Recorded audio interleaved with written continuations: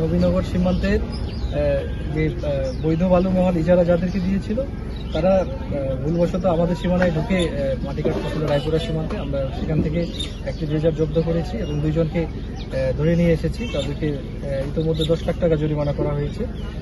অপরদিকে রায়পুরা সীমান্তের চরমধুয়া এলাকায় ওখানে একটি অবৈধ ইটভাটার কাছেই ড্রেজার বসিয়ে কতিপয় কি বলবো বালু দুষ্কৃতিকারী বা বালু দস্যু জ্বালা ভূমিক্ষেপ যারা আছে এই প্রকৃতির কিছু সন্ত্রাসী টাইপের মানুষ সেখানে ড্রেজার বসিয়ে অবৈধভাবে বালু উত্তোলন করতেছিল। তাই সেটাও গোপন সংবাদের ভিত্তিতে খবর পেয়ে আমরা সেখানে অভিযান করেছি।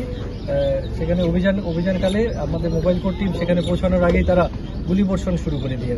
তো এর প্রেক্ষিতে আমরা সেখান থেকে আমাদের কাছে যেহেতু পর্যাপ্ত সংখ্যক ফোর্স ছিল না, সেই জন্য আমরা সেখান থেকে চলে আসি। আমরা ইতিমধ্যে তথ্য সংগ্রহ করেছি যে কে বা কারা এর সাথে জড়িত, তাদের বিরুদ্ধে আমরা নিয়মিত মামলা প্রসিডিংস যাব।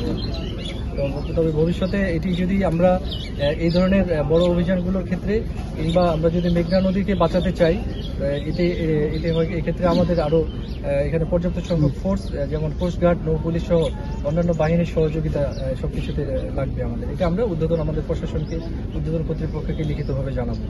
পর আছে যে চর এলাকাগুলোতে, বিশেষ করে আমাদের যে রায়পুরা উপজেলার 24 ইউনিয়নের মধ্যে 6টি ইউনিয়ন চর এলাকায়, এই চর এলাকায় বিপুল পরিমাণ অস্ত্র মানুষের কাছে পৌঁছায় গেছে, অবৈধভাবে অস্ত্র। এবং এই অবৈধ অস্ত্র উদ্ধারে সরকার ইতিমধ্যে আমাদের সরকারিভাবে আলোচনা হয়েছে, বিভিন্ন আইনশৃঙ্খলা মিটিংয়েও এগুলো আলোচিত হয়েছে। আমাদের জেলা প্রশাসক মহোদয়, এসপি মহোদয় এগুলো নিয়ে আলোচনা করেছেন আইনশৃঙ্খলা মিটিংয়ে। শীঘ্রই এগুলো বিষয়ে বড় ধরনের অভিযান পরিচালনা করা হবে, যেখানে সেনাবাহিনী, পুলিশ, বিজিবি, র্যাব সহ বিভিন্ন বাহিনীর সদস্যবৃন্দ নিয়ে যৌথ অভিযান পরিচালনা করা হবে অস্ত্র উদ্ধারে।